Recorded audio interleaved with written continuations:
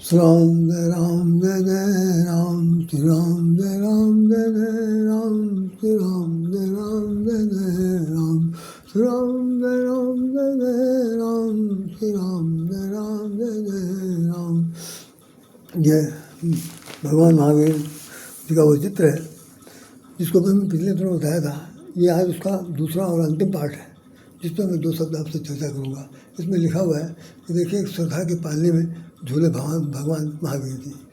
जन भवन में हुआ पाड़ोस मंत्र उच्चारण हुआ, कई जगहों पर निकाली गई प्रभात की फेरी, महावीर जी की शिक्षा को प्रतिष्ठा का विषय बनाइए, सांस्कृतिक संध्या हुई और कहीं कहीं पर शहर में अहिंसा परमो धर्मा की गूंज होती रही। ये हमने आपको इस तरह के चित्र अभी तक जो नहीं देखे थे उनको मैंने आपको फिर से दिखा दिया। आइए 2 शब्द बात करते हैं जो छूट गया था, इसके बाद ज़्यादा समय नहीं लूँगा।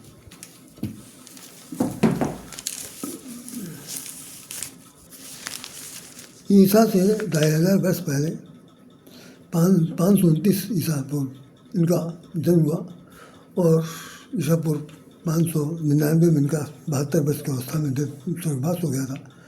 इन्होंने जो उपदेश दिए थे उन उपदेशों को हमने पिछले दिनों चर्चा की थी और ये बताया था कि उनकी कुछ और भी बातें थी जिनको कि इसमें हम वर्णन नहीं कर सके थे।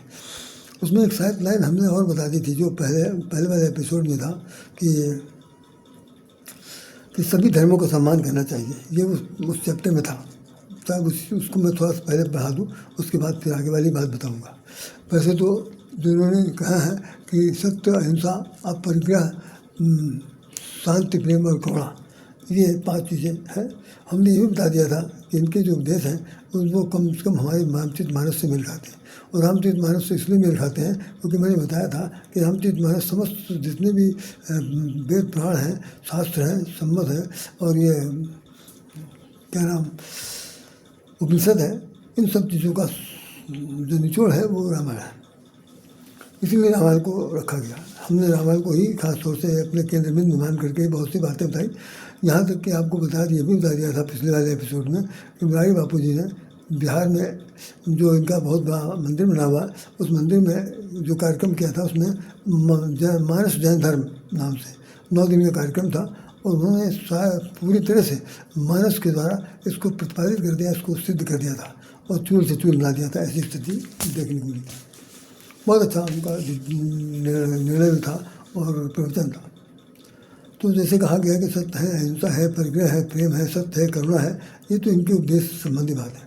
अब इन्होंने जो 10 बातें और बताई हैं वो मैं आपको हाँ वो बात छूट रही थी कि ये हमने कहा था कि जिस वक्त भगवान राम चित्रकूट में बैठे हुए और भरत जी सारी सभा लेकर के आ गए, 3 प्रकार की चतुरंगिणी सेना लेकर आ गए और वहाँ 4 दिन से वो चल रहा है, मीटिंग चल रही, लेकिन कोई निर्णय नहीं निकला। अचानक ये सूचना मिली कि महाराज जनक भी आ रहे।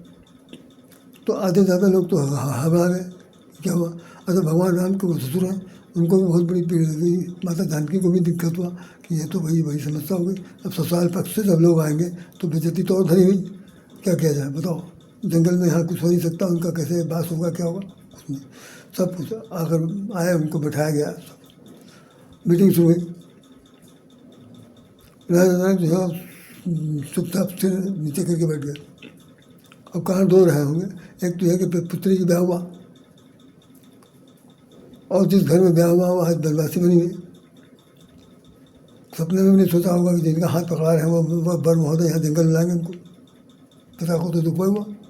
दूसरा, राम को बहुत कष्ट हुआ कि आज हमारी इनके सामने एक बड़ी क्या कहती है प्रतिष्ठा पर आ जाती है। लेकिन ऐसा कुछ नहीं था, ये मनोभावना थी, अलग अलग तरीके से एक पक्षी थी। फिर गुरु वशिष्ठ जी उठकर खड़े हुए, उन्होंने कुछ अपना प्रवचन दिया। फिर भगवान राम ने बहुत संकोच के साथ, छोटी में बड़ी बात ना हो जाए इसके लिए माफ़ी मांगते हुए उन्होंने बात कही भगवान, जो ये हम इसके साथ जोड़ के बता रहे हैं।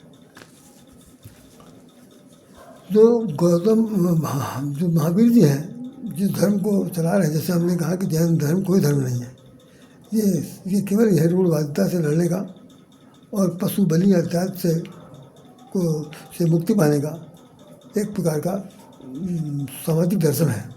उसी दर्शन को उन्होंने धर्म के रूप में ले लिया गया। बाकी जैन भी हिंदू हैं और उनका धर्म भी हिंदू है। ये क्षत्रिय हैं, क्षत्रिय वंश से रिलेटेड है, इसलिए धर्म तो अलग है ही नहीं। तो रामचंद्र जी ने कहा, सुनिए, महाराज अब कीजिए सोई, सब कर धर्म सहित हित होई। तो देखिए फिर सुनी चौपाई, महाराज अब कीजिए सोई, सब कर धर्म सहित हित होई। महाराज जनक जी, पिता तो मेरे, आपसे मेरी प्रार्थना है कि अब आप ही कुछ ऐसा करिए जिससे सबके धर्म का निर्वाह हो जाए।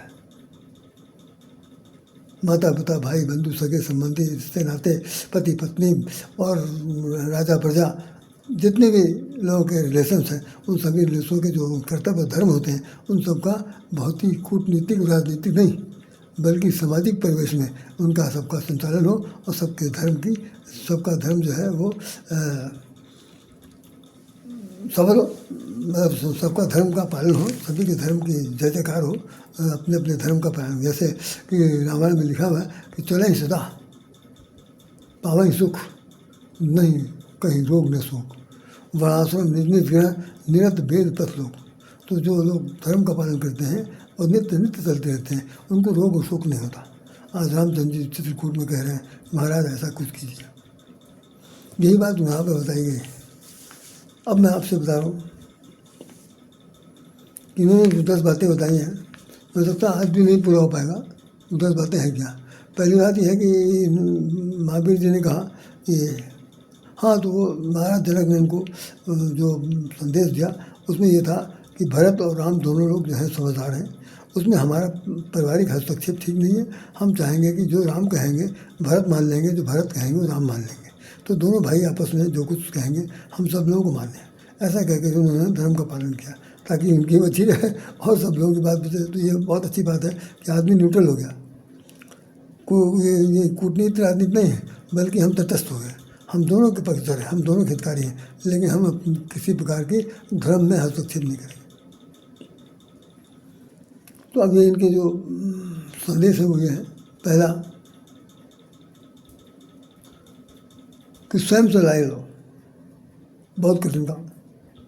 मेरे दोस्त, मेरे मित्र, बंधुओं, सगे संबंधियों, मित्र सभी लोग, शुभचिंतक, विद्वान, विवेकशील, बहुत कहते सुन रहे हैं।